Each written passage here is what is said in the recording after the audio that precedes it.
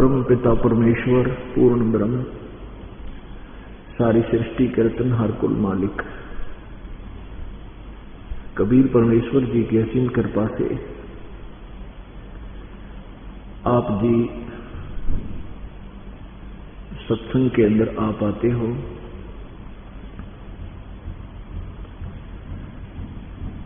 परमेश्वर कबीर देव जी अपनी प्यारी आत्माओं को अपनी शरण में लेने के लिए,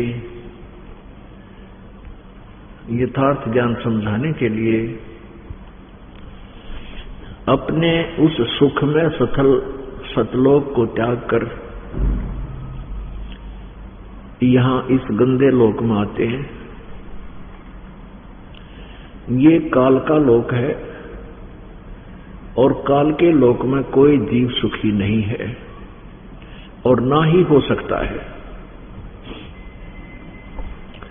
परमात्मा हमें याद दिलाते हैं जब आकर के कि तुम इस झूठे सुख को सुख है ये मान रहा मनमोद, ये सकल चबीना काल का, कुछ मुख में कुछ गोद।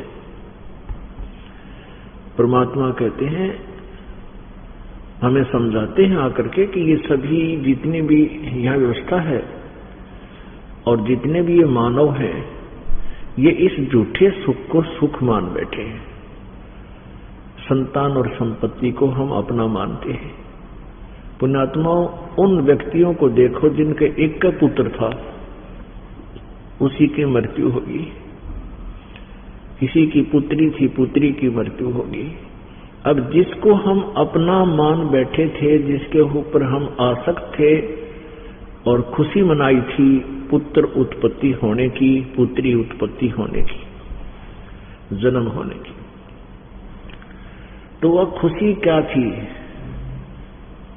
जब पुत्र हुआ तो खुशी मनाई, बेटी हुई तो आनंद हुआ, लेकिन जब मृत्यु को प्राप्त हुए और जब मृत्यु को प्राप्त हो गए फिर टक्कर मार कर रोए। तो काल ने हमें बहका रखा है या मूर्ख बना रखे हैं और इस भूल को मिटाने के लिए केवल परमेश्वर को ही आते हैं। बाकी यहाँ कोई संत आते हैं, परमात्मा की कृपा जिन पर नहीं होती, वो अच्छी आत्माएं होती हैं, वो काल के हाथ से चढ़ जाते हैं और काल फिर उनको अपने दूतों के माध्यम से मिसगाइड करके, उनको गुमराह करके अपनी ही महिमा और झूठे ज्ञान के प्रचार में व्यस्त कर देता है।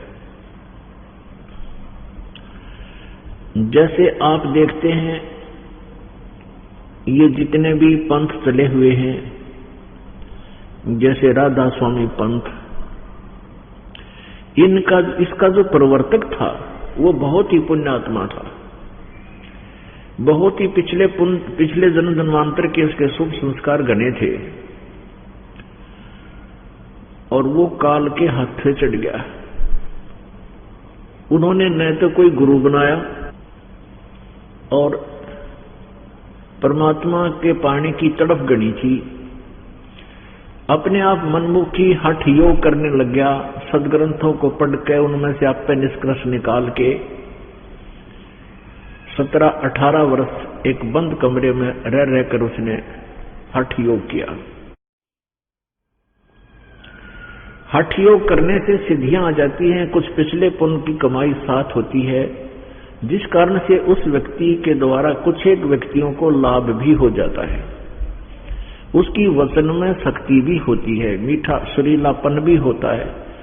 अपने आप ये पुण्यात्मा जो अन्य जो श्रद्धालु होते हैं वो भी पुण्यात्माएं होती हैं, जो परमात्मा की तलाश में घूम रही होती हैं, तो वो उसके चिपक जाती हैं। वो कैसे चिपक जाती हैं? जैसे पतंग दीपक को अच्छी वस्तु जानकर उसके चिपक जाता है और जल के मर जाता है। तो ये जितने भी उनके अनुयायी हैं, ये उनको अच्छी वस्तु यदि परम धनी संत मान के उनसे चिपक गए, क्योंकि उनको वो अच्छी वस्तु लग रही। उनका स्वभाव है संत के दर्शन करना, संत के विचार सुनना, उनके बस की बात नहीं। वो अवश्य जाते हैं, विवश हैं, जो पुण्यात्मा पिछले जन्म जन्मांतर से भक्ति करती हुई आ रही है। उस स्वभाववासी वे वहां चिपक गए। अगर वहां से वापस नहीं हटेंगे तो वहां सभी जलकर मरेंगे। जलकर मरने का तात्पर्य वो पशु योनि में जाएंगे, पशु पक्षी बनेंगे, 84 लाख योनियों में जाएंगे या प्रेत बदले। क्योंकि श्री शिवदयाल जी राधा स्वामी पंथ का प्रवर्तक भी भूत बन गया। उसकी जो पूर्व जन्म की बैटरी चार्ज थी, शुभ संस्कार थे, वो तो खत्म हो गए, दुनिया को आशीर्वाद दे दे गए। और भविष्य की कमाई उनकी थी नहीं, क्योंकि मंत्र गलत थे। ये 500 नाम काल के हैं, इनसे बैटरी चार्ज नहीं होती, भूल भुलैया कर रखिए। तो उन्हीं के जीवन चरित्र में प्रमाण है कि शिवदयाल जी अपनी मृत्यु के उपरांत अपनी शिक्षा बुक्की के अंदर प्रवेश करके बोलते थे, और उसी तरह हुक्का पीते थे जो पहले पिया करते बुक्की अपनी शिक्षा में, और उसी तरह रोटी खाते थे। वह रोटी बनाती बुक्की आप पे, और उसी में वो भूत बैठ कर शिवदयाल जी खाता था, और हुक्का पीता पलंग पर बैठ कर डट कर, क्यों पुरानी आदत थी, उसी तरह वहां बैठ जाता। तो ये प्रेत बन गए। तो ये थी अच्छी आत्माएं, और ये चढ़गी काल के हाथ में इनका दुरुपयोग कर लिया, और फिर इनको पटक दिया ठाके। ये जो काल भगवान है, जिसको आप जी ब्रह्म मानकर पूजा किया करते थे, ये 1 नंबर का विलियन समझ लो। ये खलनायक है। अपना उल्लू सीधा करने के लिए कोई भी हथखंडा ये अपना सकता है, और इन पुण्यात्माओं को मिसगाइड किए हुए है। आज तक आप जी पिछला इतिहास दिखा रहा है ये दास आपको अपने सदग्रंथों में सब कुछ लिखा हुआ है, लेकिन हमारे तक वो ज्ञान नहीं आने दिया। और ऐसे महर्षि की पदवी उनको हमने दे रखी थी, जो कति अज्ञानी लोग थे। हम उनको महर्षि मानते थे, बड़े वेद के वेता मानते थे, और वो जानते को ना कैखे भी नहीं जानते थे आध्यात्मिक मार्ग का। तो इस काल के जाल में सभी प्राणी महादुखी हैं, महादुखी। पुण्यात्माओं, हमने इस झूठे सुख को सुख मान लिया, क्योंकि हम एक दूसरे को देखकर सुखी दुखी होते हैं। जैसे एक व्यक्ति का इकलौता पुत्र मर गया, उसकी जब वो मृत्यु हो जाती है तो आसपास के कुल के लोग आते हैं, सांत्वना देते हैं। अब जिसका इकलौता पुत्र था, क्योंकि हम पुत्र को बहुत महत्व देते आए हैं अभी तक इन भ्रमित किए हुए संतों के ज्ञान के आधार से, तो वो इकलौता पुत्र मर गया। पहले खुशी कितनी मनाई थी, अब वो टक्कर मार मार कर हो रहा है। उसके बाद किसी के 2-3 पुत्र थे, एक की मृत्यु होगी, अब वो पूरा परिवार बिलख रहा है। उनको सांत्वना देने के लिए कुल के लोग आते हैं, और वो व्यक्ति भी वहां चला गया जिसका इकलौता पुत्र मर चुका था 2 साल पहले। तो जिसका इकलौता एक पुत्र मरा, तो तीनों में से उसको सांत्वना दे रहे हैं कि भाई तेरा तो एक का मरा है, इसका देख, बेचारे का इकलौता पुत्र था और वो भी मर गया, तेरे 2 तो बच गए। तो वो जिसके 3 में से एक की मृत्यु हुई है, तो वो इस तरह अपने आप को संतुष्ट और सुखी मान लिया कि शुक्र है मेरा तो एक का मरा है, इस बेचारे का एक ही था, वो ही मृत्यु को प्राप्त हुआ, तो इससे तो मैं सुखी। तो इसको परमात्मा कहते हैं झूठे सुख को सुख कहे यू मान रहा मनमोद। ये सकल चबीना काल का कुछ मुख में कुछ क्रोध, जिसको हम अपना मान रहे थे, बेटा मेरा, बेटी मेरी, या कार मेरी, कोठी मेरी, अब उनमें से एक तो गया, तेरा कहाँ था यो। लेकिन हमारी बुद्धि इतना काम करती को ना, क्योंकि हमने उसके तुलनात्मक ज्ञान का आधार मिला नहीं, अब मिलेगा। अब इस ज्ञान से हमारा ऑपरेशन होगा। अब परमात्मा क्या बताते हैं कि तुम काल के जाल में फंसे हुए हो और यहां से निकलने का प्रयत्न करो। निकलने का प्रयत्न हम उस समय करेंगे जब हम वास्तव में समझ लेंगे कि सचमुच हम यहां बुरी जगह फंस गए। और ये समझाने के लिए सत्संग किए जाते हैं ये समझाने के लिए सदग्रंथों के विचार आपके समक्ष संत के द्वारा प्रस्तुत किए जाते हैं, क्योंकि इन सदग्रंथों को स्वयं पढ़ने से इतना ज्ञान नहीं हो सकता, वो आज तक हुआ भी नहीं। परमात्मा अपनी अमर वाणी में बोलते हैं कि गुरु बिन काहू न पाया ज्ञाना, जो थोथा वो छड़े किसाना, गुरु बिन वेद पढ़े जो प्राणी, समझे ना सार रहे अज्ञानी। इसलिए टीचर की आवश्यकता पड़ती है। आध्यात्मिक टीचर सतगुरु गुरु होते हैं, वो भी आध्यात्मिक टीचर होते हैं, रिलीजियस टीचर बोलते हैं इनको, तो उनकी भी आवश्यकता पड़ती है। लेकिन इस अध्यात्म मार्ग के अंदर ये नकली गुरु गणे, कल के सत्संग में आपको ये बताया था कि 3 लोक और भवन चतुर्दश में कोई नहीं सत्संगी, और प्रमाण दिए थे, किसी को भी यथार्थ ज्ञान नहीं है। और आज आपके ऊपर कृपा की परमात्मा ने इस दास को वो तत्वदर्शी संत बनाकर भेजा, और आप जी के ऊपर विशेष कृपा परमेश्वर की कि आपका जन्म ऐसे समय में और फिर इस सतलोक आश्रम में बरवाला में आने का शुभ अवसर मिल गया। आपके पुण्यों की, आपकी शुभ किस्मत का कोई अंदाजा नहीं लाया जा सकता। पुण्यात्माओं, इस मार्ग से भ्रमित मत होना, क्योंकि ये मार्ग एक ऐसा है जो पूरे विश्व के विपरीत है। आप यहां से ज्ञान सुनकर जाते हैं, जो 1-2 बार भगता लिए तो अपने मित्रों को, रिश्तेदारों को, यानी वो बैठकर समझाने की चेष्टा करता है, तो सभी एक बार बिदक जाते हैं और पूरा विरोध करते हैं, क्योंकि उन्होंने आपकी तरह ही पहले, जैसे आप जी ने ज्ञान ठोक रखा था, अंदर सारा भरा पड़ा था, ऐसे उन सब के अंदर वो खचड़ा भरा हुआ है, और वो इस ज्ञान को जल्दी से अंदर समाने नहीं देता। लेकिन आप जी ने उनकी बातों को नहीं मानना है, वो आपकी ना माने दुर्भाग्य है उनका, लेकिन आप जी ने उनके विरोध से परमात्मा से दूर नहीं होना है, चाहे कुछ भी हो। लेकिन परमात्मा आपकी मदद करेगा और आपको बहुत सहयोग देगा, आप सफल होंगे, क्योंकि उनकी दुर्गति होंगी, उनके इतना कैर टूटेगा जो भगवान से दूर है। ऐसे कलयुग में 24 घंटे इंसान कोई अच्छी सोच नहीं रखता, चाहे कितना अच्छा आदमी दिखता हो, क्योंकि परमात्मा के ज्ञान के बिना वो अच्छा सोच ही नहीं सकता। और अपने पेट के लिए ना जाने के अटकलबाजी, झूठ कपट, सारा दिन इंसान निरे पाप इकट्ठे करके रात को सोता है और सपने में भी अच्छी बूंदी सोचता रहता है। तो यहाँ इतने पाप इकट्ठे कर लेता है ये प्राणी, फिर कुछ दिनों में ये फिर फल देने लगेंगे। और आप जी शुभ ही कर रहे हो, क्योंकि आप जी को इतना सिलेबस दे दिया जाएगा, यहाँ आप जी को गलत सोचने का समय को नहीं मिला है। सुबह उठते परमात्मा की अमरवाणी का नित्यनेम करो, या उठते पहले अपना पहले मंत्र का जाप करो, जो भी जुन सा मिल जाए उससे करके डाला दे। रात को आपकी आंखें खुल गई, नींद भंग होगी किसी कारण से, तो उसी समय सांस का सिमरण लेटा लेटा कर ले, बैठ कर ले, चलता कर ले। और मंत्र वो प्रथम मंत्र में जो दे रखे आपको उनको कर ले, कोई सा भी मिल जाए याद आ जाए उससे न शुरू कर दे।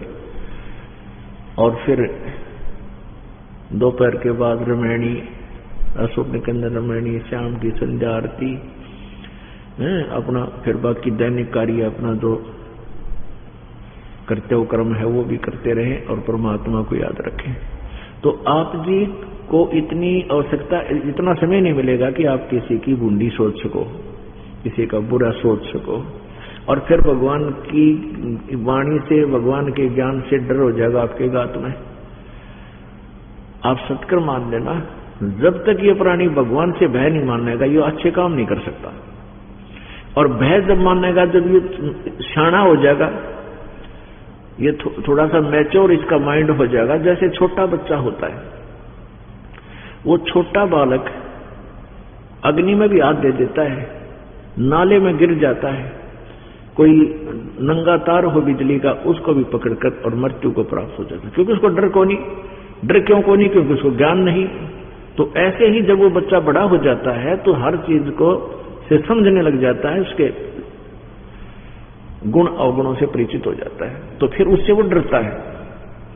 तो दास ये चाहता है कि मानव समाज परमात्मा के विधान से परिचित हो जाए, फिर ये गलती नहीं करे, फिर ये कोई जुल्म नहीं करेगा, चाहे लाख करोड़ रुपये दर देगा, आगे ठोकर मार देगा कि शर्मा मारूंगा 1 लाख रुपया न कल न कीड़े पड़ गया, शर्मा कुत्ता बनूंगा, गधा बनूंगा, या माया यही रह जाएगी।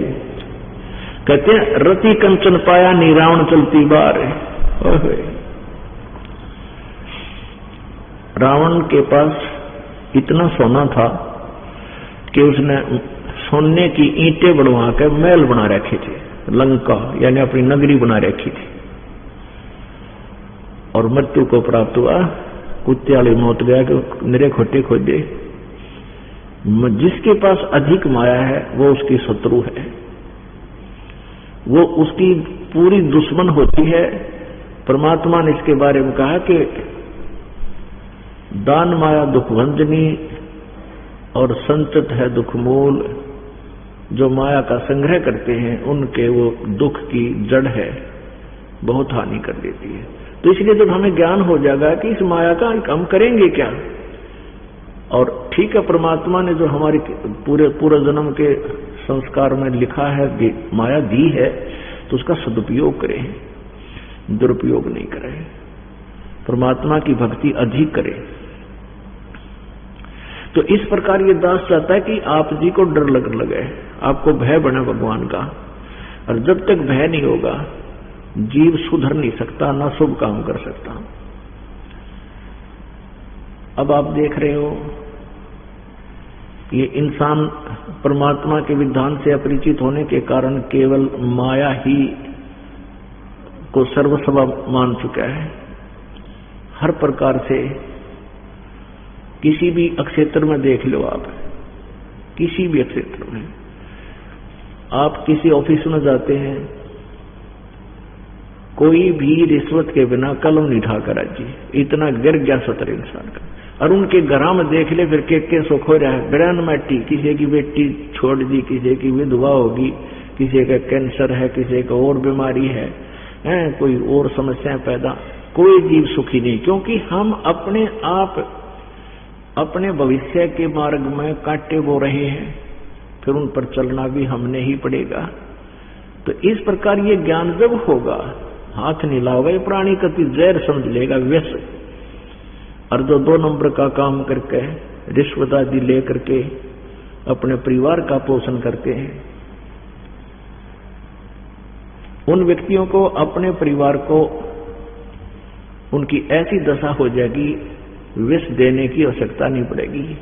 यानी वो विष दे रहा है, वो ऐसे आहार करवा रहा है, जो ऐसे पैसे इकट्ठे कर रहा है। तो इस बुराई से मानव को उल्टा हटना होगा। माया हम किस लिए इकट्ठी करते हैं? माया को संग्रह करने का उद्देश्य क्या होता है कि बढ़िया कार लूं, बढ़िया कोठी बनाऊं, और फिर बेटी बहनी है, बेटी के विवाह में दहेज देना पड़ेगा, घना खर्चा करना पड़ेगा। तो हमने यह दहेज की बीमारी लाली इसी ने खत्म कर दिया, जो जड़ है सारी दुख की। इस दहेज को ही हम बंद कर दे। देखना फिर परमात्मा कैसे रजा करते। और ये लंबी लंबी कोठियां ना बना करके अपना ऐसा झोपड़ा गाल लें, इतना मकान बना लें जिससे आपका टाइम पास हो जाए। परमात्मा के ज्ञान पे आधार होने के बाद आपको यह बात समझ में आएगी। एक रंका बंका नाम के 2 पति पत्नी थे। रंका पति का नाम था, बंका उसकी पत्नी का नाम था।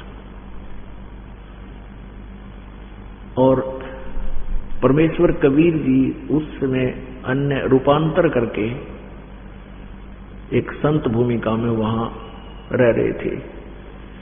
रंका और बंका, और एक उनकी पुत्री, उसका नाम वंका था।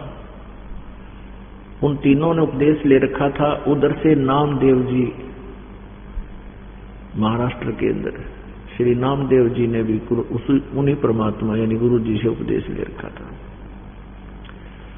रंका और बंका ने एक झोपड़ी डाल रखी थी। पहले तकरीबन झोपड़ी ही डाला करते थे, इतनी ही व्यवस्था थी, इतना सिंपल लिविंग था प्रत्येक का। और ज्यादा ही गरीब थे, यानी निर्धन ज्यादा थे। लकड़ियां काट तोड़कर लाते थे जंगल से, उनको बेचकर अपना आहार करते थे, गुजारा करते थे, अपना निर्वाह किया करते थे। एक दिन नामदेव जी ने कहा, गुरुदेव आपके भक्त बहुत दुखी हैं, उनको कुछ धन दे दो, बहुत निर्धन है, जंगल में जाते हैं, उनका सारा समय लकड़ियां लाने लूने में व्यस्त खराब हो जाता है और बहुत दुखी हैं, शरीर पर कपड़े भी अच्छे नहीं हैं उनके। परमात्मा ने कहा, बेटा वो, गुरुदेव ने कहा कि बेटा वो माया नहीं चाहते। नामदेव जी ने कहा, ना जी चाहते क्यों ना, वो तो दुखी बहुत हैं, आप कृपा बख्शोगे तो वो जरूर चाहेंगे, आप दोगे तो वो लेंगे ही लेंगे। परमात्मा बोला, चल आज उनको माया देते हैं। परमेश्वर कबीर जी ने क्या किया, कुछ गहने ले लिए, सोने के, ये हाथ के कड़े, कान्ना के, नाक के अच्छे, बहुत ज्यादा, कुछ चांदी के। रंका और बंका लकड़ी ले आन लाग रहे थे, लकड़ी तोड़कर जंगल से आ रहे थे और उसके रास्ते में परमात्मा ने वो गहने डाल दिए, जेवरात, आभूषण डाल दिए। और आप छुप के एक झाड़ी के पीछे, नामदेव भी साथ में था, आगे आगे रंका आ रहा था और बंका थोड़ी पीछे थी, 200-300 फुट की दूरी पे।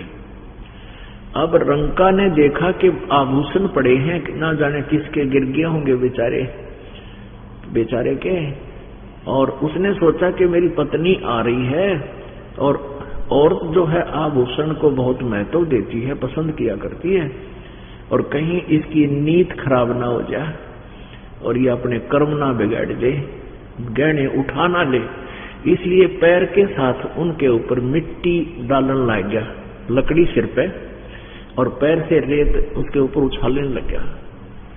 तो बंका ने देखा कि तेरा पति को क्या हो गया। उसने देख लिया कि तो गहनों के ऊपर मिट्टी डाल रहा है, उद्देश्य भी समझ गई वो कहने लगी कि चलो चलो आप चिंता ना करो, क्यों मिट्टी पर मिट्टी डाल रहे हो, चलो क्यों मिट्टी पर मिट्टी डाल रहे हो। अब वो चल पड़ा, अब किसने देख तो लिए ही लिया, कर लेगी जैसा करेगी, तो वो भी चली गई, उठा नहीं उन्होंने गहना। अब परमात्मा बोले, बोल भाई नामदेव जी, ये तो ना उठाते, मैं दूं कैसे इनको। नामदेव जी को बड़ा झटका लग गया। उसके बाद उनमें भी बहुत परिवर्तन हो गया, क्योंकि वो पहले अच्छे पैसे वाले थे, फिर अपनी मां के साथ वो अलग से झोंपड़ी में ही रहने लगे। तो पुण्यात्मा,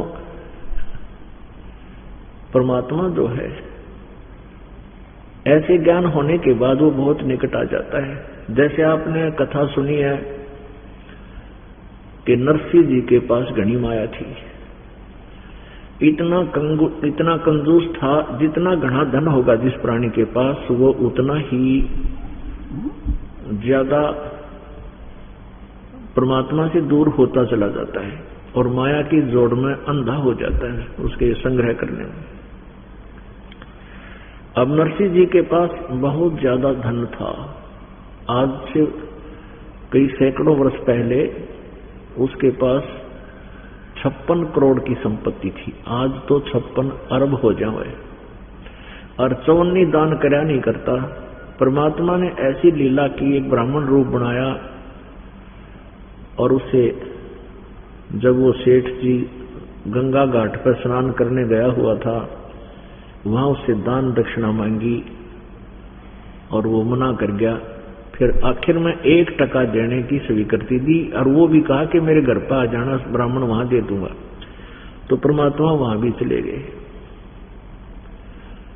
कहने का भाव ये है कि उसको उस माया से निकालना था।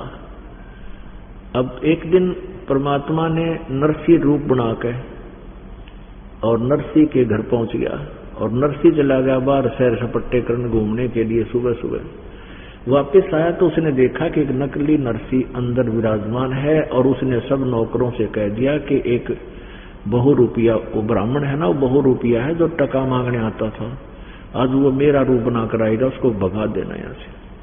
तो वो परमात्मा अंदर बैठ के नरसी रूप बनाकर, नरसी ओरिजिनल आया तो नौकरों ने धक्का देकर भगा दिया कि तू झूठा कपटी व्यक्ति है, पीछे क्यों पड़ा हुआ है, चला जा, तुझे पीट देंगे, तुम्हारा सेठ अंदर बैठा है। तो नरसी ने फिर कोर्ट में अर्जी लगाई। वहां कोर्ट में भी पूछताछ के दौरान परमात्मा ने सारी ही हिस्ट्री बता दी उस घर की, किसके रखा है, बही में क्या लिखा है।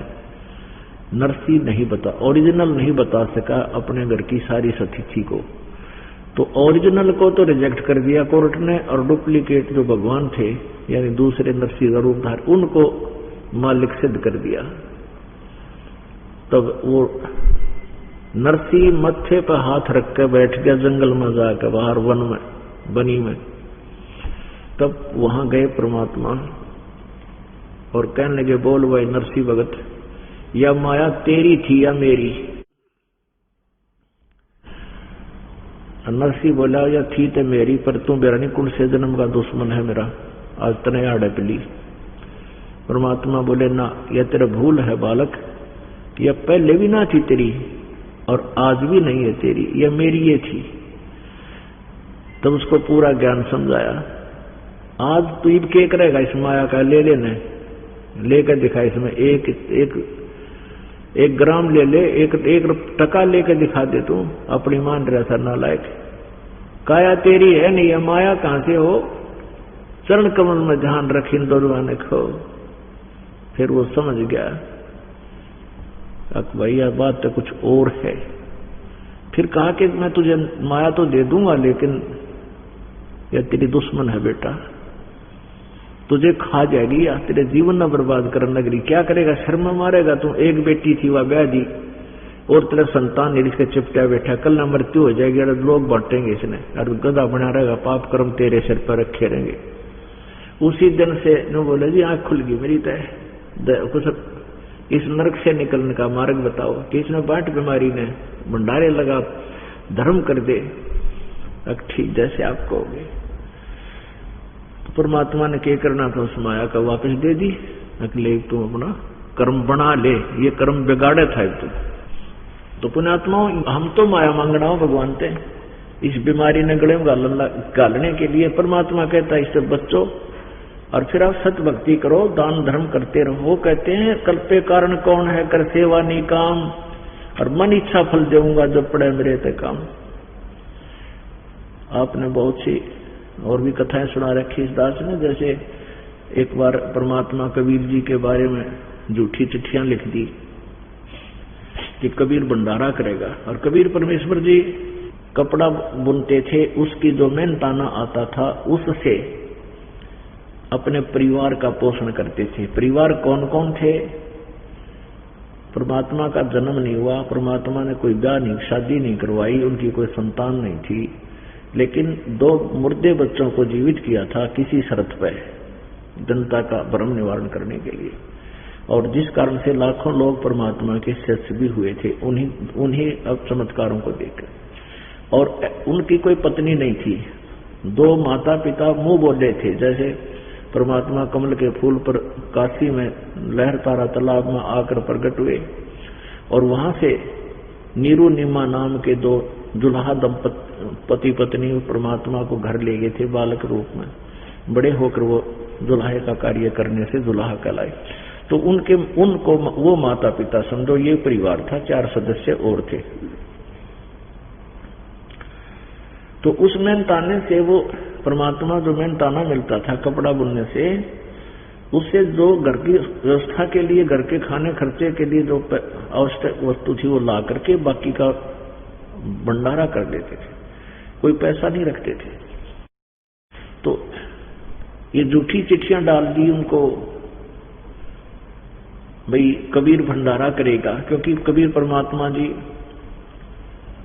इन नकली संतों ऋषियों ब्राह्मणों के सिर में दर्द बन गए थे, क्योंकि वो झूठा ज्ञान प्रचार करते थे। परमात्मा उनके ज्ञान को काटते थे और सच्चाई बताते थे जो उनके रास नहीं आई थी।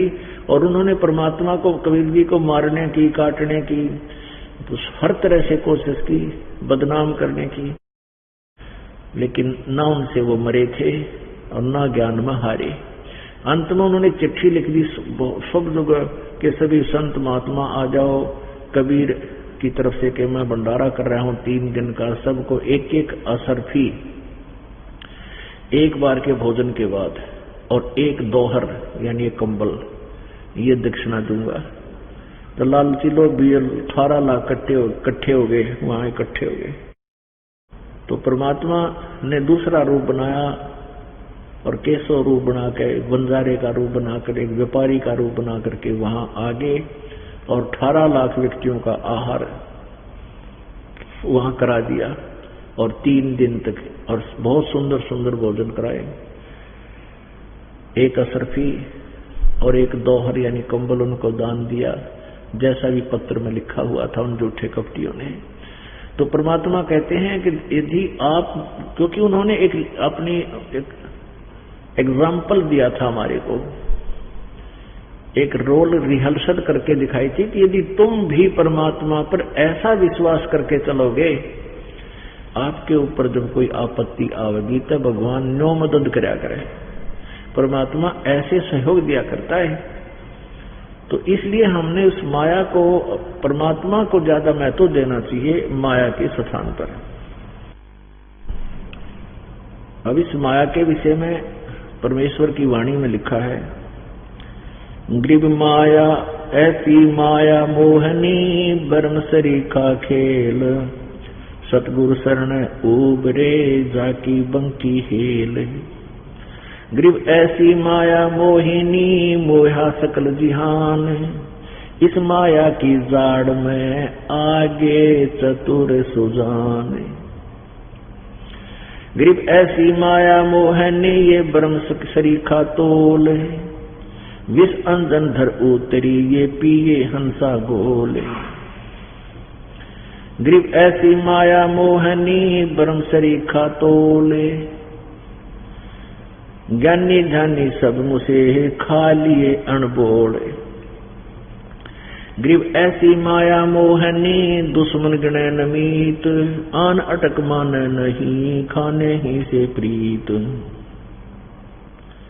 ग्रीब ऐसी माया मोहनी हिलमिल मोह लिए सुरपंथ, 3 लोक को खा गई धर धर रूप अनंत। ग्रीब ऐसी माया मोहनी होरा होरी धूर, सतगुर हेला देत हैं या से रहियो दूर। ग्रीब ऐसी माया मोहनी मोह लिए सब लोक, सुर नर मुनिजन खा लिए दे दे बाचा पोख। ग्रीब ऐसी माया मोहनी मंडन सब संसार, कृष्ण विष्णु भगवान तक सब माया की लार। ग्रीब माया माया क्या करे ये माया रावण राम, मन माया हो बिस्तरी माया के सब काम। ग्रीब माया माया धरनी आकाश है ये माया चंद्र सूर्य, माया पानी पवन है माया से के सब तूर। ग्रीब माया ब्रह्मा विष्णु है ये माया शंकर शेष, 5 तत्व गुण 3 लग ये माया ही परवेश। ग्रीब माया घोर अंधेर है माया ही उजियार, माया ही की सृष्टि है माया के आधार।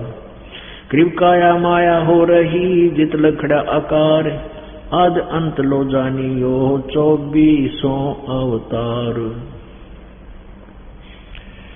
ग्रीब ये माया के फूल हैं जेते दर शरीर, सुर नर मुनिजन सब कहूं सिद्ध साधक और पीर।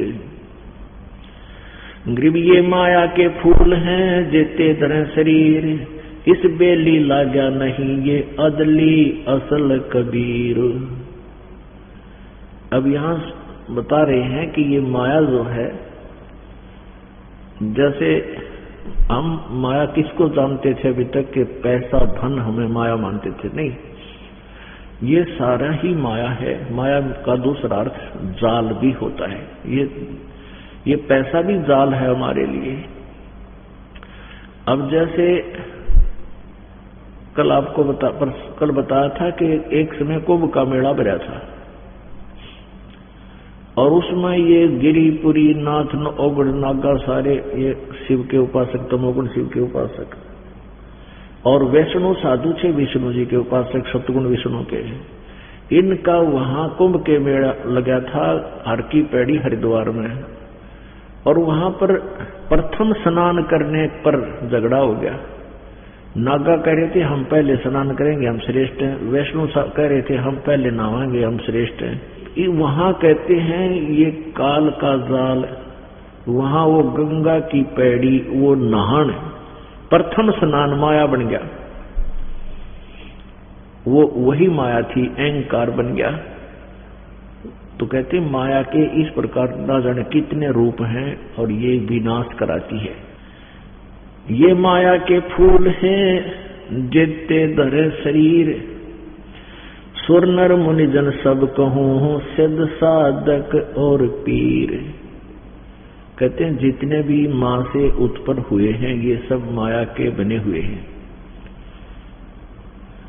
और इस बेली लागा नहीं अदली असल कबीर। यानी कबीर परमात्मा मां से जन्म नहीं लिया प्रभु ने, उनका शरीर इस माया से बना हुआ नहीं था। ये माया के फूल हैं जेते धरे शरीर, इस बेली लागा नहीं, इस बेल का लगा नहीं, अर्थात इस तरीके से उत्पत्ति नहीं हुई कि कौन है वो अदली असल कबीर। कबीर जी ऐसे जन्म नहीं हुआ मां से। कहते ना सतगुरु जननी जने, गरीबदास जी बता रहे। और जाकर मां नहीं बाप, पिंड ब्रह्मंड से रहित है, ना हुआ तीनों ताप। ग्रीमाया ही के फूल हैं लाग लाग कुमड़ाए, ब्रह्मा विष्णु महेश लगिए योनी आवे जावे। अपने आत्मा यहाँ बात बिगड़ रही थी। ये वाणी गरीबदास जी ने 250 वर्ष पहले लिखी, और आज से 600 वर्ष पहले परमेश्वर कबीर जी ने यही बात, यही ज्ञान बताया। और अपनी प्यारी आत्मा गरीबदास जी को सन 1727 में आकर यहाँ छुडानी गांव हरियाणा के अंदर जिला झज्जर में मिले थे। उनको भी अपने ज्ञान से अपरिचित करवाया था, अपना ज्ञान इनमें फीड कर दिया था परमात्मा ने। जैसे एक मोबाइल से दूसरे मोबाइल में कोई भी वस्तु जो मैटर है वो भेज दिया जाता, ऐसे परमात्मा ने अपना ज्ञान, ओरिजिनल ज्ञान जो था 5 सूक्ष्म वेद, गरीबदास जी के अंतःकरण में वो फैक्स कर दिया था। तो उस समय से क्या बता रहे हैं? गरीब ये जेते आवत जाते हैं सब माया के माही, वृक्ष एक कबीर हैं जाकी सरवर नाही। गरीब माया ही के फूल हैं लाग लाग कुमड़ाई, और ब्रह्मा विष्णु महेश तक ये योनि आवे जाही। ये वाणी 250 वर्ष पहले लिखी, यानी सन 1727 में, लगभग 300 वर्ष हो गए। और उस समय कोई इस वाणी को अनुवाद करे कि ब्रह्मा विष्णु महेश भी जन्मते मरते हैं, योनि आवे जाई, अन्य प्राणियों की योनियों में भी जाते हैं, तो सिर फड़वाण का काम था। और कबीर परमेश्वर जी ने 600 साल पहले यही कहा था, और 250 वर्ष पहले यह वाणी लिखी गरीबदास जी ने भी यही बोला था।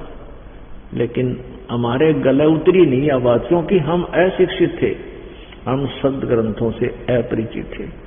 आज परमेश्वर ने रजा की है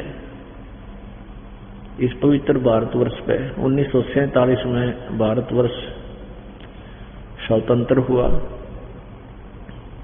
उसके बाद विद्या का एकदम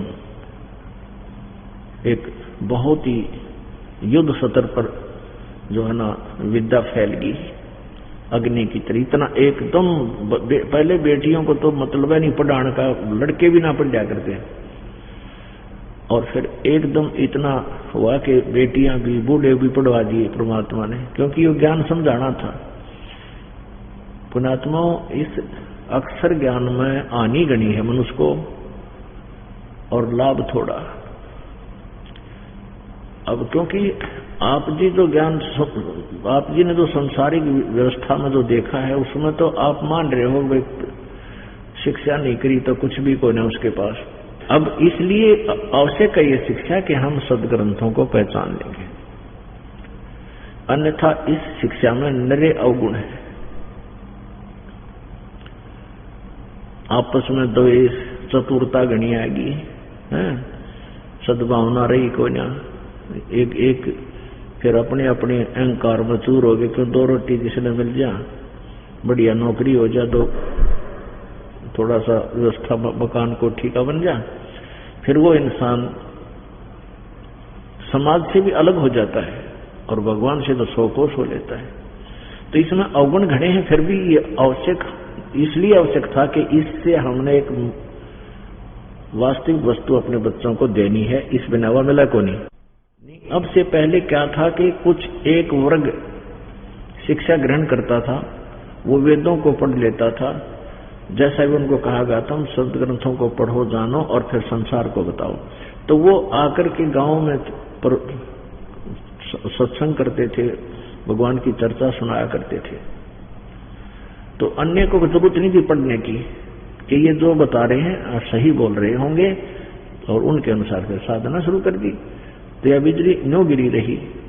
अब इसलिए परमात्मा ने संत तो शिक्षित है ही है, लेकिन भगत भी शिक्षित, और शिक्षित है तो हम भगवान के ज्ञान को आंखों देखकर स्वीकार करेंगे।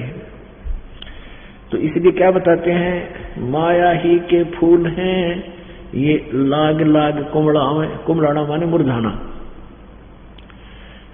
जैसे फूल खिला मुरझाएगा, खत्म हो गया, ऐसे ही जन्म है जीव का, बालक हुआ, फिर युवा हुआ, फिर बुढ़ा हो गया, मुरझाएगा, फिर मर गया, टूट के गिर गया। तो कहते माया ही के फूल हैं ये लाग लाग कुमड़ाई, ब्रह्मा विष्णु महेश लगे ये योनि आवे जाई। ब्रह्मा विष्णु महेश तक भी जन्म और मृत्यु के अंदर है, इनका भी जन्म मृत्यु होता है। ओए होए, 600 वर्ष पहले परमात्मा ने ये बात कही थी, जो आज हमारे सदग्रंथ इसका समर्थन दे रहे हैं।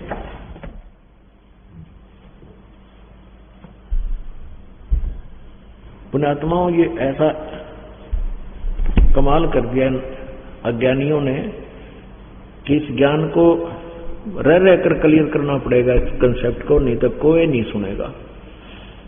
अब देखना, श्रीमद् देवी भागवत में आपको स्पष्ट दिखाते हैं कि ये हमारे सदग्रंथ भी यही बताते हैं, जो 600 वर्ष पहले परमेश्वर ने आके सतलोक से आकर के ये ज्ञान दिया था।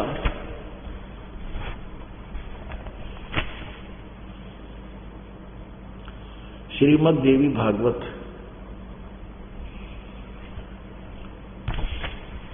सचित्र मोटा टाइप, संपादक हनुमान प्रसाद पोदार, चिमनलाल गोस्वामी। ये कहां से प्रकाशित है? प्रकाशक में मुद्रक है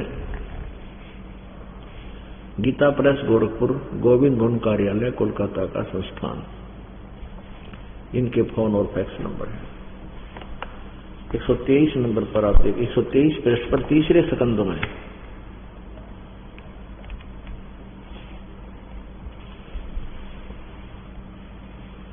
123 पृष्ठ पर यह देखिएगा।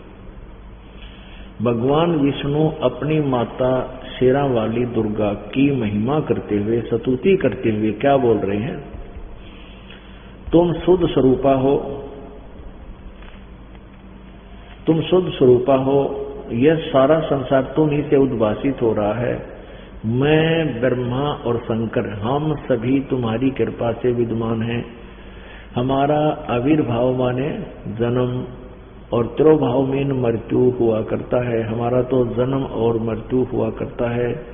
केवल तुम ही नित्य हो, जगत जननी हो, प्रकृति और सनातनी देवी हो। भगवान शंकर बोले, देवी यदि मां भाग विष्णु तुम्ही से प्रकट हुए हैं तो उनके बाद उत्पन्न होने वाले ब्रह्मा भी तुम्हारी बालक हुए, फिर मैं तमोगुणी लीला करने वाला शंकर क्या तुम्हारी संतान नहीं हुआ? अर्थात मुझे भी उत्पन्न करने वाली तुम ही हो। सिवे संपूर्ण संसार की सृष्टि करने में तुम बड़ी चतुर हो। इस संसार की सृष्टि स्थिति और संहार में तुम्हारे गुण सदा समर्थ हैं। उन्हीं तीनों गुणों से उत्पन्न हम यानी मैं, हम सभी ब्रह्मा, रजगुण, सतगुण विष्णु, तमगुण शिव जी, शंकर नियमानुसार कार्य में तत्पर रहते हैं। ये माया के फूल हैं लाग लाग कुमड़ाई। अब ये सूक्ष्म वेद है जिसमें 600 वर्ष पहले, और इसमें गरीबदास जी को ज्ञान प्राप्त हुआ 250 वर्ष पहले, 300 वर्ष पहले। उस समय यही बात कही थी, ये लिखी हुई है आज हमारे पास। तो पुण्यात्माओं, इससे सिद्ध है कि कबीर इज गॉड। कबीर साहेब, कबीर परमात्मा हमारे पूर्ण कुल मालिक हैं और वही विद्वान हैं। और गरीबदास जी उनके शिष्य थे, उनको भी परमात्मा से वो परिचित हुए, परमात्मा का साक्षात्कार किया, तो उन्होंने ये गवाही दे रखी है जो कबीर जी ने ज्ञान बताया।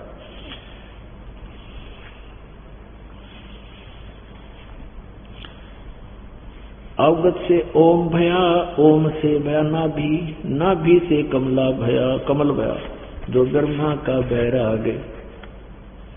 ब्रह्मा से ती उपजा जेते हैं कलवाही, तीहू देवा शाखा वये अक्षर वृक्ष की छाई। ले, यहाँ वो गीता जी अध्याय नंबर 15 का श्लोक नंबर 1 से लेकर 4 तक भी वर्णन कर दिया कि ब्रह्मा से ती उपजा जेते हैं कलमाही, यानी तुम यहाँ जितनी भी संतान उत्पत्ति है, जीव जंतु है, ब्रह्मा जी के रजोगुण के प्रभाव से सबकी उत्पत्ति हुई है। और फिर ये क्या चीज है? ब्रह्मा विष्णु महेश तीहू देवा शाखा वहे, ये अक्षर पुरुष की छाही। कबीर परमेश्वर ने अपनी वाणी में लिखा, अक्षर पुरुष एक पेड़ है, निरंजन वा की डार, और तीनों देवा शाखा है, ये पात रूप संसार। माया मन की मोहनी अंदर है हैरान, चित्रगुप्त माया बने और माया है धर्मराय। जो ज्योत निरंजन से उपजा सब माया के माही। जो इस काल के लोक में जिसकी जन्म है वो सब इस माया में फंसे पड़े हैं, दलदल में। अंत लोक में खेलती ये माया मंगल गावे, शिव ब्रह्मादिक मोलिए और कौन ठहरावे। माया मन की मोहनी अंदर है हैरान, 9 अवतार डुराइया ये पकड़ लिए भगवान। अब यहाँ कहते हैं और की तो कौन बचेगा इस माया से, तुम्हारे भगवान भी फंसे पड़े हैं।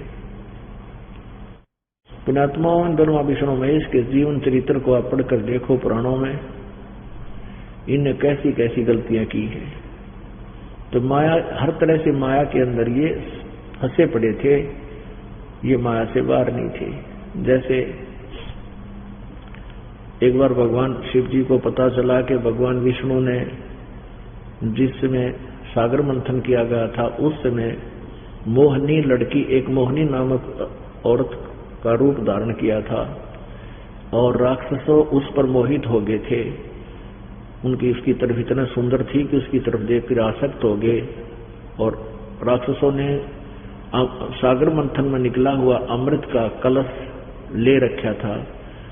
देवताओं का मानना था कि इस अमृत को अगर ये पी लेंगे राक्षस तो ये अमर हो जाएंगे, ज्यादा दीर्घायु हो जाएगी, ये समय मृत्यु से पहले मरेंगे नहीं, हमारे से नहीं, हम नहीं मार पाएंगे इनको, इनकी उम्र बढ़ जाएगी। तो इस भय से उन्होंने विष्णु जी से कहा। विष्णु जी ने एक लड़की रूप धारण किया और उनको मोहित कर लिया। देवताओं ने फिर उसने हेर फेर करके मोहिनी रूप में भगवान ने अमृत का घड़ा तो उठा लिया और शराब का घड़ा उनके वहां रख दिया। तो शंकर भगवान को पता चला कि ऐसे ऐसे ये सारी कहानी हुई। तो शंकर भगवान ने पहले तो तपस्या की 88,000 वर्ष तक इस वासना को नाश करने के लिए कि मेरे अंदर विषय वासना की जो प्रवृत्ति समाप्त हो जाए, और ऐसा उसने मान लिया। फिर भगवान विष्णु के पास गए और कहा कि मुझे आप अपना वो मोहिनी रूप बनाकर दिखाओ जो आपने सागर मंथन के द्वारा समय किया था, लड़की का रूप धारण किया था। मैं नहीं देख पाया क्योंकि मैंने विष ग्रहण कर लिया था, मेरे दिमाग में नशा बन गया था। अब लंबा ना करके कि विष्णु जी ने फिर वो कहा थोड़ी देर डट जा, अभी मैं कैसे दिखाऊं तेरे को, मुझे शर्म लगती है, ऐसे कह करके और अंदर चले गए। उधर से अंतर ध्यान होकर के जंगल में सामने एक लड़की का रूप धारण कर लिया। और फिर वो भगवान विष्णु शिव जी जो है उस लड़की के पास साथ चल लग गए और वहां चले गए, अंदर गए, वहां जाकर के हाथ पकड़ लिया बदनीयत से। और उधर से 88,000 वर्ष तप करके आए थे कि मैंने वासना को जीत लिया, मेरे में रही को ना। परमात्मा कहते हैं विकार मरे मत जानियो जो भूगुड़ में आएगे।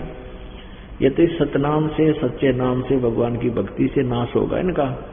इन बनावटी हठियों में बकवादा तो नहीं होता। ये तो ऐसे शांत हो जाते हैं जैसे भूगुड़ यानी राख में अंगार दाब रखा हो और ऊपर हाथ ला के देखे तो कति ठंडी लगे है। जब उसको उठ निकालने की चीज राख न छेड़े ना करेड़ा तो न्यो का न्यो चमकता हुआ अंगार पावे। कहते हैं विकार मरे मत जानियो जो भूगुड़ में आएगे।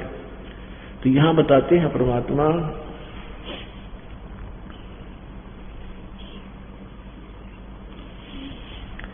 माया मन की मोहनी अंदर है हैरान, नो अवतार डुराइया ये पकड़ लिए भगवान। गृह माया मन की मोहनी जग बहुविध लूटे, सतगुर शरण उबरे दे धारण छूटे। अब निचोड़ दे दिया, निष्कर्ष भी साथ दे दिया कि ये माया जो है इस जीव को बहुत प्रकार से लूटती है। जैसे कौरव पांडवों का नाश करा दिया, वहां पर राजमाया बन गई, वहां पर राज्य ने माया का रूप धारण कर लिया, कटके मर गए। कौरव मर गए, पांडव फिर हिमालय में गड़का मर गए और वो राज यही रह गया और नरक में ठोक दिए गए। माया मन की मोहनी जग को बहुविध लूटे। कहते सतगुरु शरण उभरे और दे धारण छूटे। सतगुरु शरण में, तत्वदर्शी संत की शरण में और कबीर परमेश्वर की जो है ना भक्ति से ये पुण्यात्मा उभरेगी, इसमें उत्थान होगा, इन विकारों से ऊपर उठेगी, माया से भी ऊपर उठेगी और फिर दे धारण छूटे यानी जन्म मृत्यु समाप्त हो है।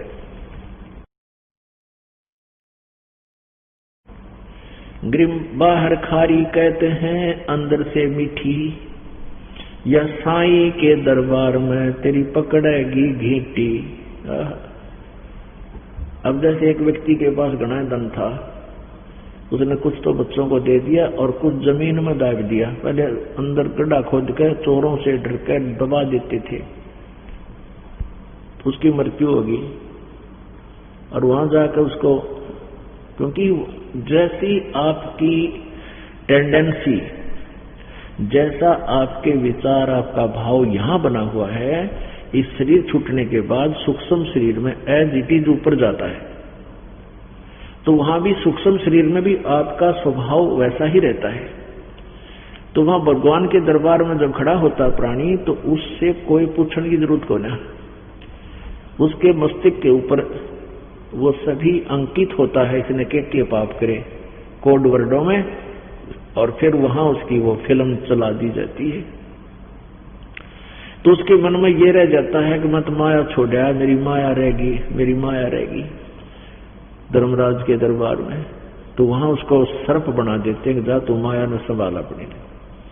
फिर वो सर्प बनकर उसी घर के आसपास जन्म लेता है, फिर वहां चक्कर काटता काटता वहां जहां माया दाब रखी होती वहां ढूंढता फिरता उस घर में कहां सी है कहां सी है, फिर उसके घर के तोड़ने दे ही घर वाले फिर उसने गढ़े। तो यहाँ परमात्मा कहते हैं बाहर खारी कहते हैं अंदर से मीठी, या साईं के दरबार में वहां पकड़ेगी गीटी, यानी गर्दन दबाओगी तेरी को। गर्दन पकड़ना माने फिर जकड़ लेगी वापस। बाहर खारी कहते हैं अंदर सब लोडे, सब लोडे यानी सबको चाहे, ऊपर तो चाहे लोग दिखावे संत भी ना चाहते माया, लेकिन अंदर से कहते सारे की लोड है, जरूरत है, सबको चाहते हैं, सब चाहते हैं। बाहर खारी कहते हैं अंदर सब लोडे, वे तो सतगुरु संत हैं जो माया से तोड़े, यानी माया से दूर करेंगे वो तो सतगुरु संत यानी वो परम संत होते हैं। ग्रीवसेंस 88 दीप में ये माया का मेला, ब्रह्मा विष्णु महेश लगिए हैं तीनों चेला, स्वर्ग मृत्यु पाताल लग सभी हैं पाजी, या माया मुस्काए कर सतगुरु से भाजी। संसारी की क्या कहूं ये मुनवर से ठेका, चुंडित मुंडित खा लिए सब द्वादश देखा। कहीं कनक कहीं कामनी कहीं भोजन कहीं भाव, कहीं गुरु चेला हो रही बहुविध किन्ना बहुत उपा बसाओ। गरीब कहीं कनक कहीं कामनी कहीं भोजन कहीं भाव, कहीं आदर सत्कार है खेल बहुविध दाव। गरीब माया की महिमा कहूं ये कनक कामनी काल, और जिन चंपी सो खा लिए ये सिद्ध साधक बेहाल। गरीब माया की महिमा कहूं ये पढ़कर 18 बोध, संसारी की के कहूं ये मुनिजन खेले गोद। गरीब माया की महिमा कहूं ये पढ़े 18 प्राण, संसारी की क्या कहूं ये खा लिए बड़ खान। गरीब बहु मंदिर हीरा गहने ये योद्धा अंत अपार, रावण नरक में चला गया लग माया की लारे। कहते माया के चक्कर में ये रावण भी नरक में गया, रसातल को गया। गरीब माया मंगल गावती जगत किया हैरान, 1.25 लाख उपकार है 1 लाख नित खान।